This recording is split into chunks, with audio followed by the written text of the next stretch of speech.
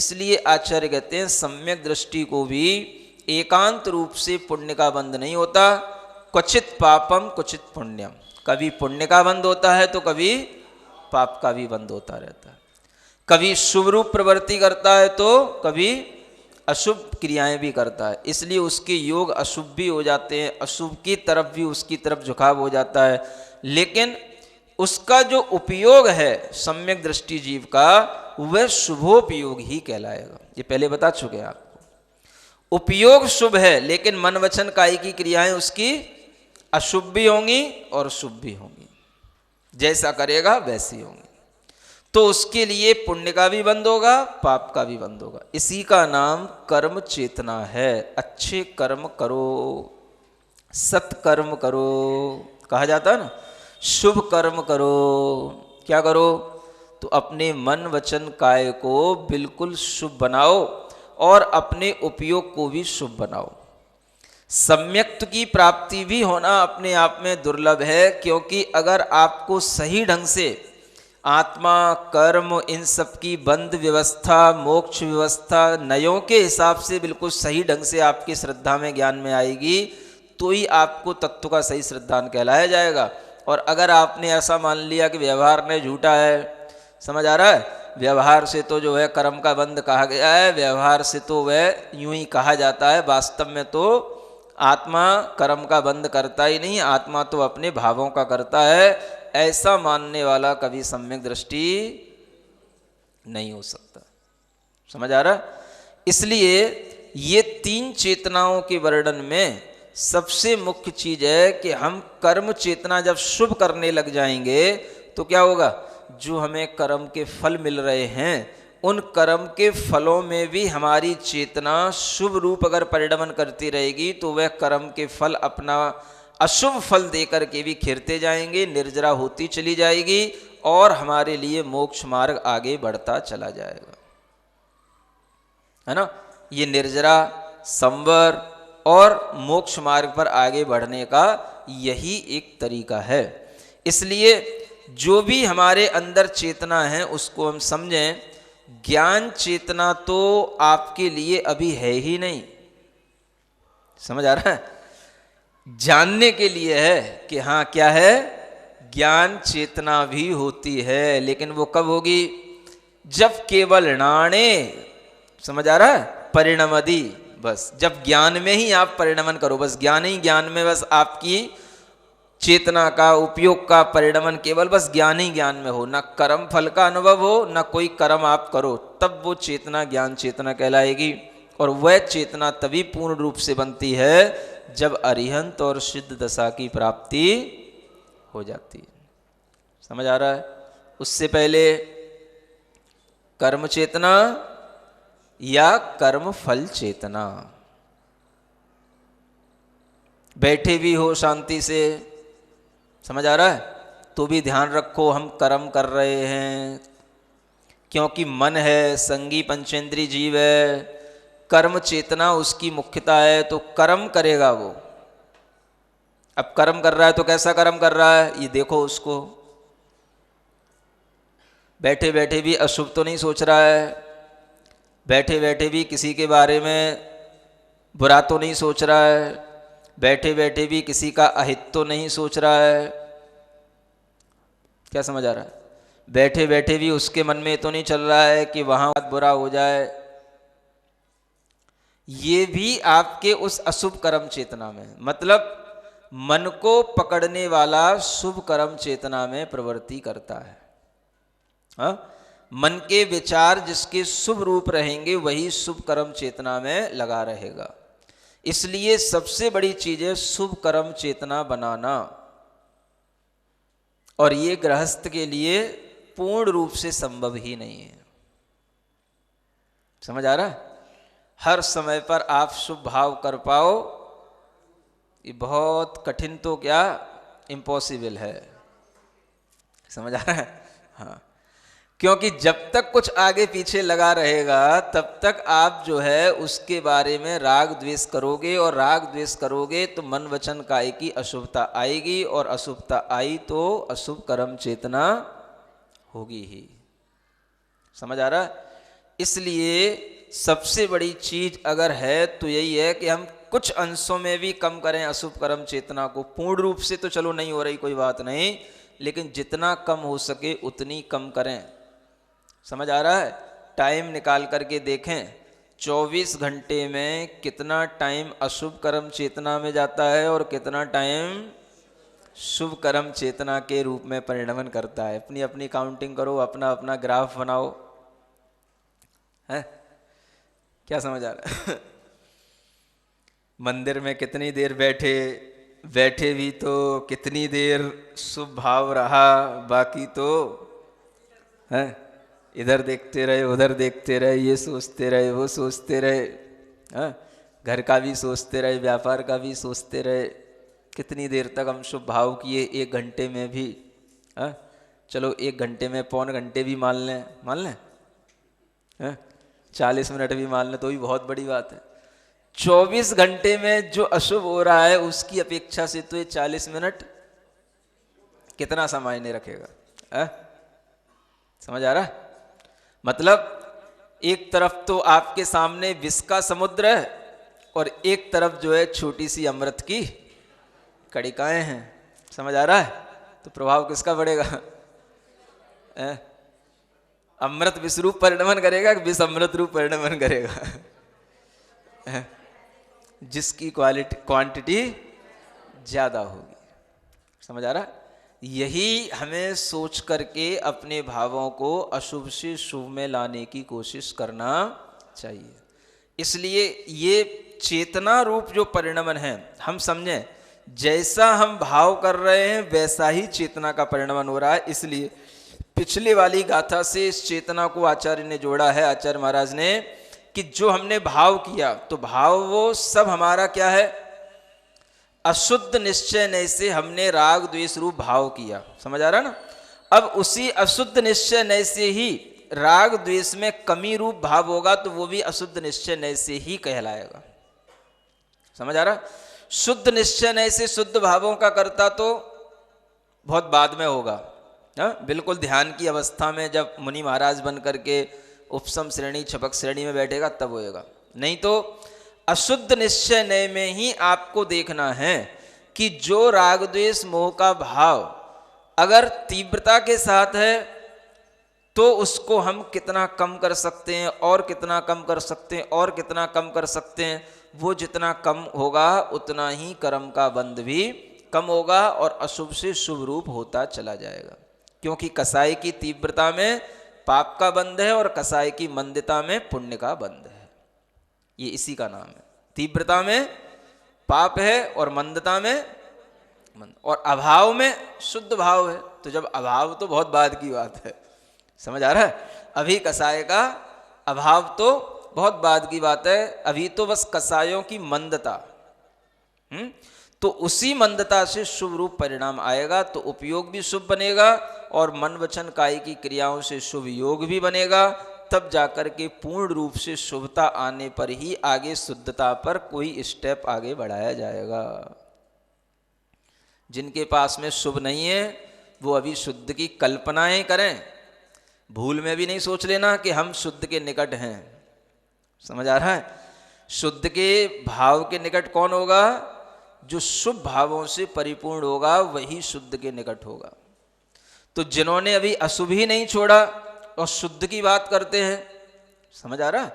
तो वे अपने मन से कुछ भी करते रहें, उनके मन को तो कोई रोकने वाला है नहीं क्योंकि उनके भाव हैं। लेकिन आगम से सिद्धांत से आचार्यों के अभिप्राय से वह कभी भी शुद्ध भावों के धारी हो ही नहीं सकते हैं। समझ आ रहा है? अभी तो बड़ी बड़ी कसाई बैठी हैं, सम्यक दर्शन का भी ठिकाना नहीं है।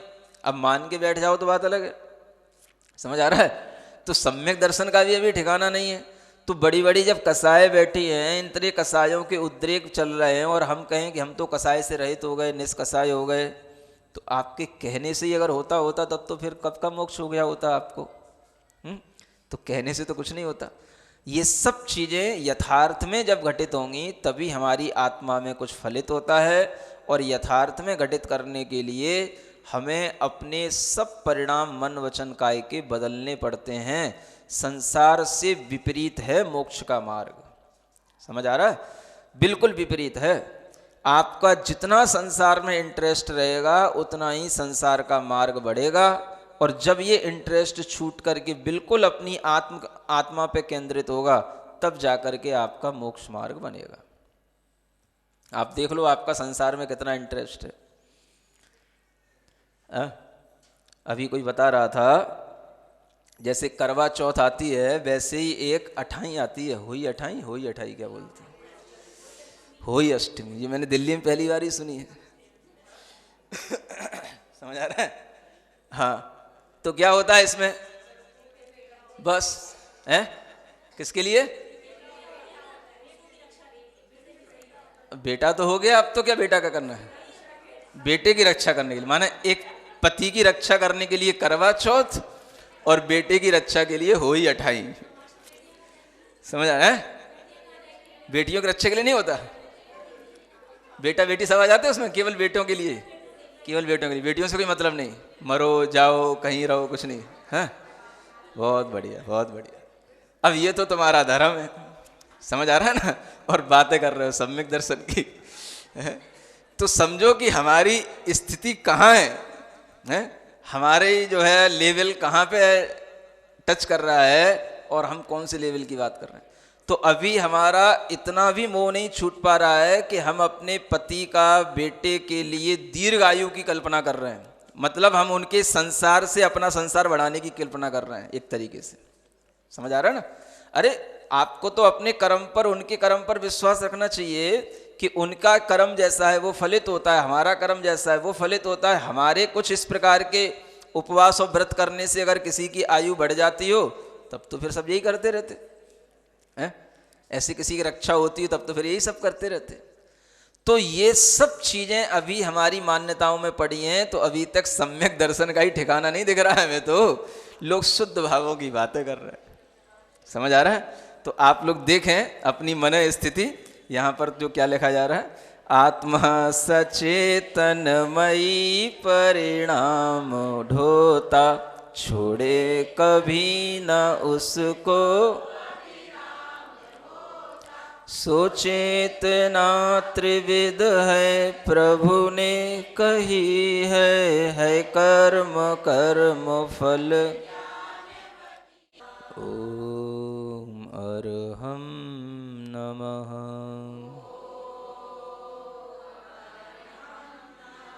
कि हम शुभ और शुद्ध कर्मों की चेतना रूप परिणमन करें। अशुभ कर्म चेतना रहितो हम,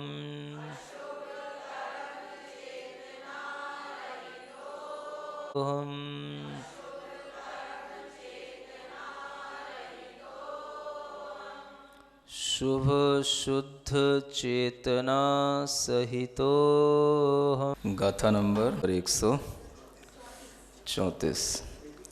णाणम अट्ठवियप्पम कम्मं जीवेण जम समारद्धम, तमणेगविदं भडिदं फलं तिसौखं वदोखं वा।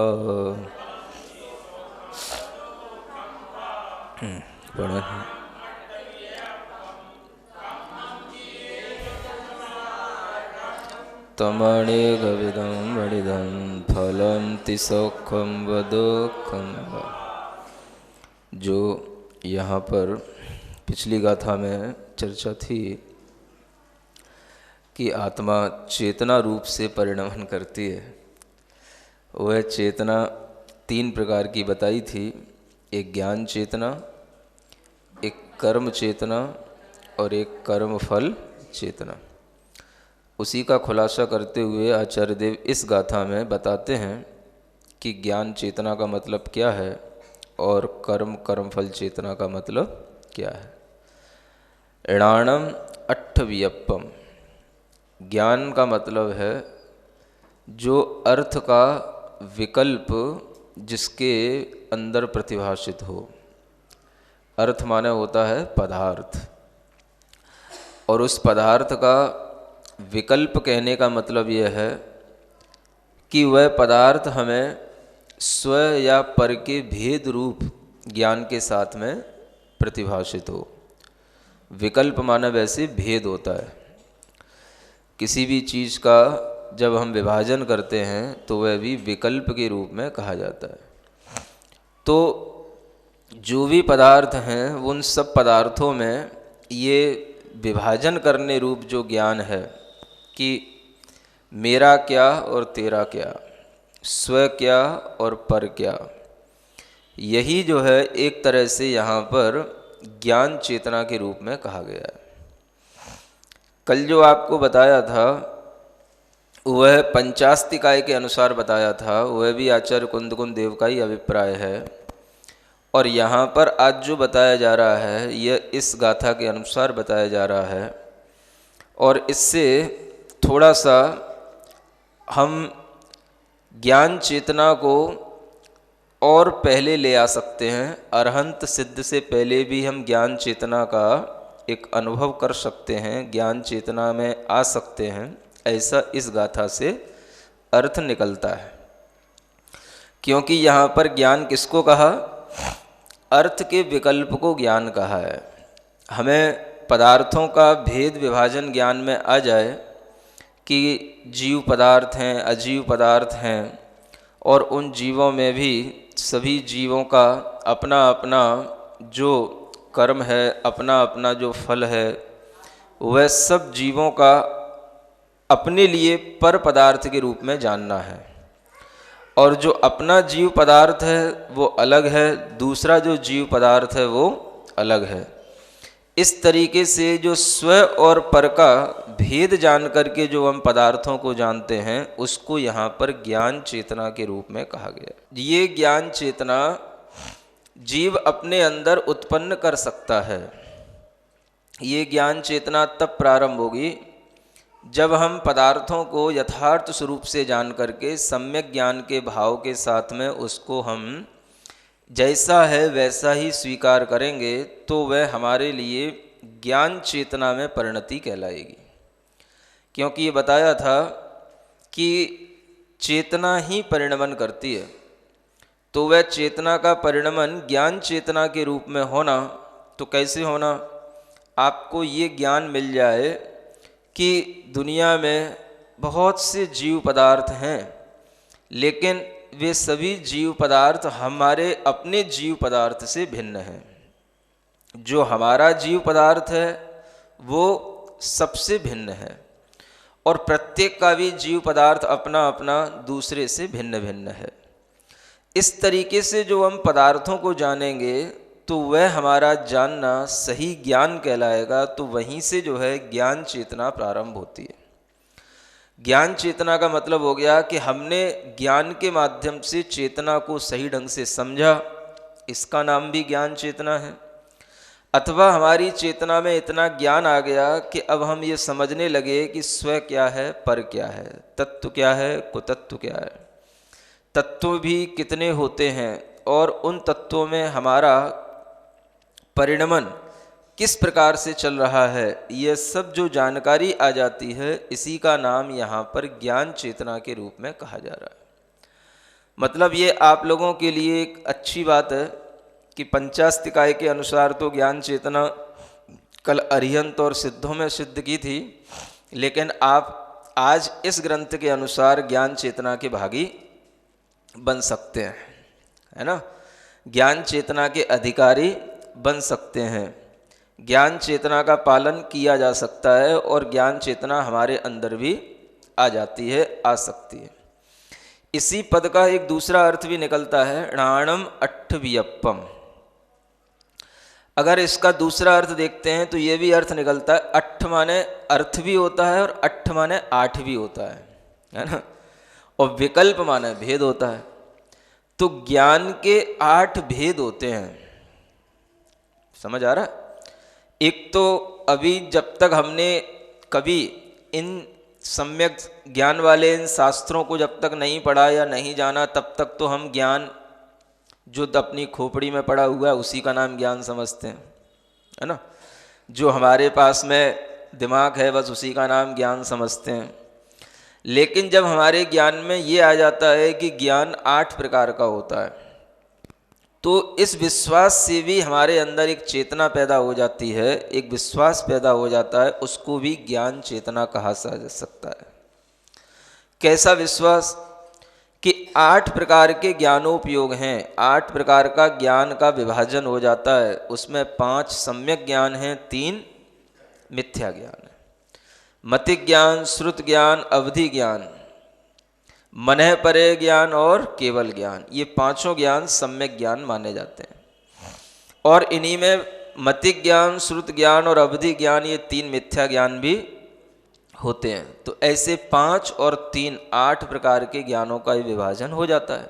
तो जीव को जब ये समझ में आ जाए कि ये ज्ञान हमारे अंदर 8 प्रकार का है और 8 प्रकार से ज्ञानों की परिणति जीवों में हो सकती है, तो एक तरह से उसका ज्ञान सम्यक ज्ञान हो जाता है।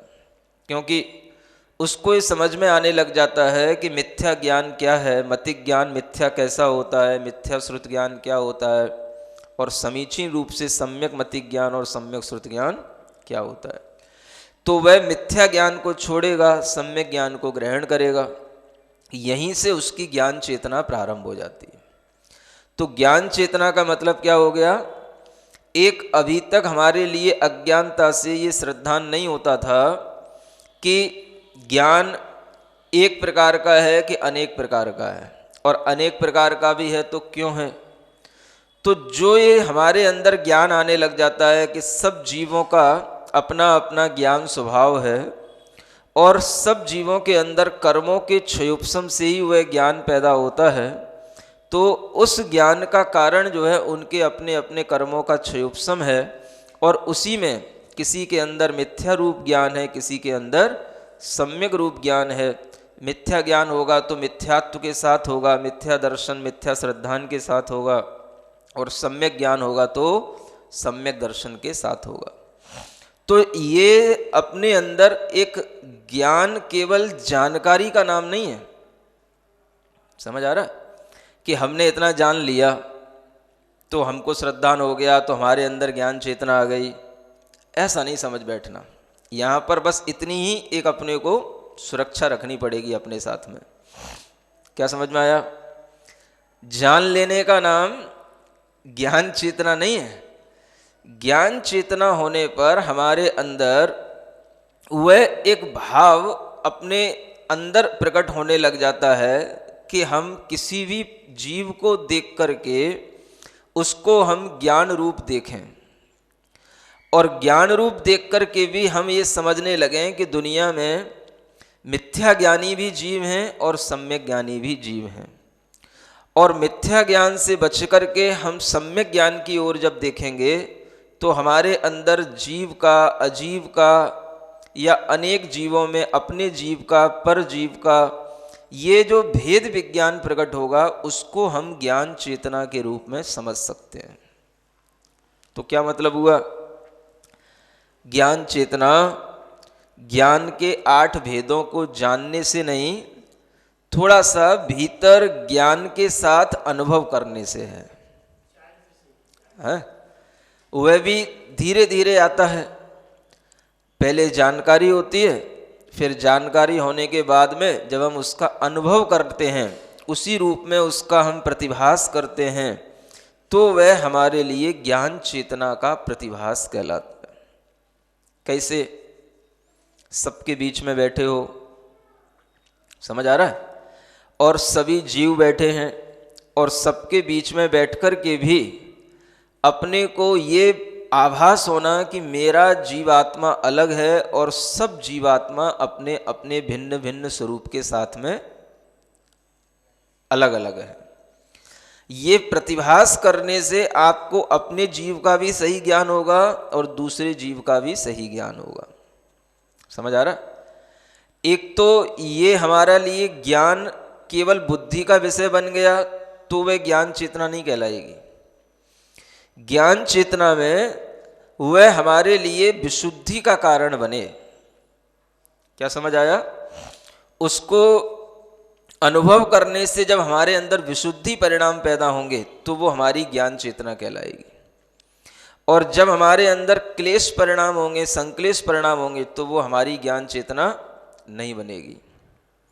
तो ज्ञान चेतना में जब हम सम्यक ज्ञान के साथ होंगे तो सम्यक ज्ञान में हमारे अंदर देव शास्त्र गुरु का भी सम्यक श्रद्धान होगा, सात तत्व का भी सम्यक श्रद्धान होगा, और स्व और पर का भी सम्यक श्रद्धान होगा। कैसे होगा? तो वह इसी तरह से धीरे धीरे स्व और पर का प्रतिभास करने से ही होगा।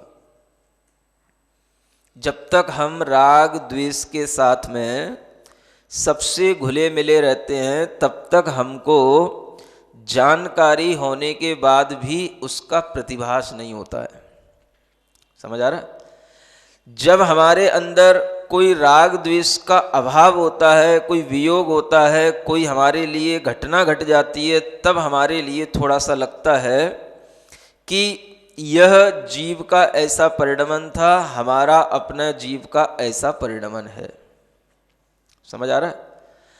यहां से हमारे अंदर अगर ज्ञान होगा तो वह ज्ञान सम्यक ज्ञान के रूप में ढलने के लिए तैयार हो जाता है। स्व और पर, इन दोनों के बीच का जो भेद ज्ञान है, वह करते हुए अगर हम आगे बढ़ते हैं तो हमारी ज्ञान चेतना का वह विकास कहलाता है। अब आपने कितना भी किसी के साथ कोई संबंध बनाया, कितना भी किसी के साथ कोई राग किया या क्रोध किया या द्वेष किया, समझ आ रहा है? आपको पता भी है तत्व सात होते हैं, स्व और पर का ज्ञान करने से सम्यक दर्शन की प्रगाढ़ता होती है, लेकिन जब तक आपको स्व और पर का अलग अलग एहसास नहीं होगा, तब तक वह ज्ञान आपके लिए ज्ञान चेतना के रूप में नहीं आएगा। एहसास कैसे करना? तो जब भी कभी हम राग और द्वेष से रहित होकर के केवल तत्व के स्वरूप का चिंतन करने बैठेंगे, तब हमें अपने जीव तत्व के बारे में विचार करना होगा कि हमारा जीव तत्व, हमारा जीव द्रव्य आत्मा इस संसार में कर्म के थपेड़ों से, कर्म के फलों को भोगते हुए यहाँ तक आया है। यहाँ आने के बाद भी अभी उसको कर्म के फल तरह तरह के भोगने पड़ रहे हैं, और वह भी कर्म के फल भोगते भोगते अभी उस कर्म के फलों से दूर होने का, बचने का कोई उपाय अभी भी समझ में नहीं आ रहा है। क्या किया जाए? ऐसा विचार करते करते जब आपके अंदर ये आएगा कि हम कर्म के बंध से कैसे बचें, कर्म के फल से अपनी अंतरात्मा को कैसे बचाएं, तो उस समय पर जो आपका ज्ञान काम करेगा, यही आपकी ज्ञान चेतना कहलाएगी। ये ज्ञान भीतर से काम करता है, बुद्धि का काम नहीं है। ये किसका काम है? ये अंतर आत्मा की श्रद्धा की परिणति को बनाने वाला ज्ञान होता है। तो जब ऐसा होने लग जाता है, तब भीतर से विशुद्धि बढ़ती है, और वही विशुद्धि जो है हमारे लिए सम्यक दर्शन का कारण बन करके हमारी ज्ञान चेतना का विश्वास हमारे अंदर डाल देती है कि मैं ज्ञान स्वरूपी आत्मा हूं।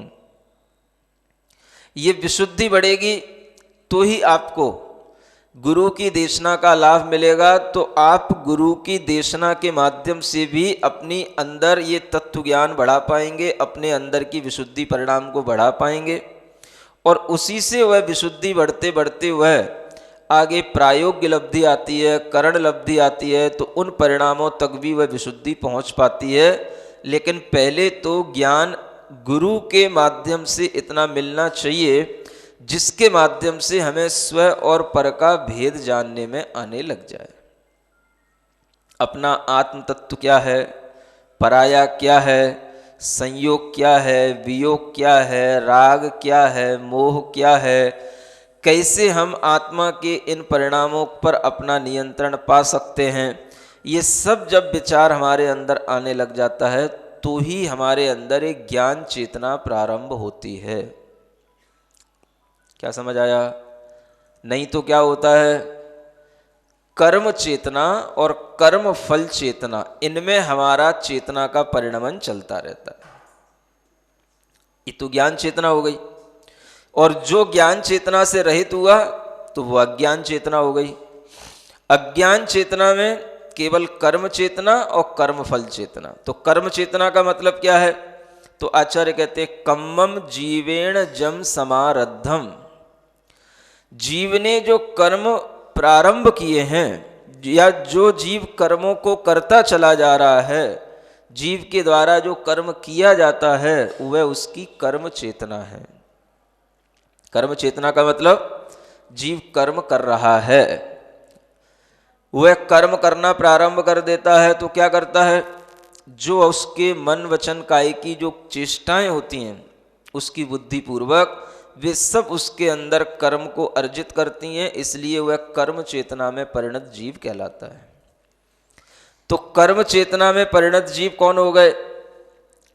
जब तक जीव इस ज्ञान चेतना के निकट नहीं पहुंचता तब तक वह कर्म चेतना में परिणत कहलाएगा। और उसी तरीके से कर्म फल चेतना में परिणत जीव कौन होगा? तो आचार्य कहते हैं तम अनेक विधम बढ़ेदम फलम ति सौखम व दुखम व। यह अनेक प्रकार का क्या कहा गया है? यह जो कर्म चेतना है वो अनेक प्रकार की है। कर्म चेतना अनेक प्रकार की है, और उसी कर्म चेतना के ये फल हैं जो हमें सुख या दुख के रूप में मिलते हैं। तो वही जो सुख और दुख हम भोग रहे हैं वो हो गई हमारी कर्म फल चेतना। क्या कहा? जो हमने कर्म किए वो हो गई हमारी कर्म चेतना। उन कर्मों का फल प्राप्त करके जो हमने सुख या दुख अनुभव में लाया वो हो गई हमारी कर्म फल चेतना। तो हमारी आत्मा और उसका जो चैतन्य का परिणमन है ये कर्म चेतना और कर्मफल चेतना के रूप में ही चलता रहता है। हाँ, बता रहे हैं, कर्म चेतना और कर्मफल चेतना के साथ चलता रहता है। तो कर्म चेतना के साथ में तो कर्म करने लग जाता है।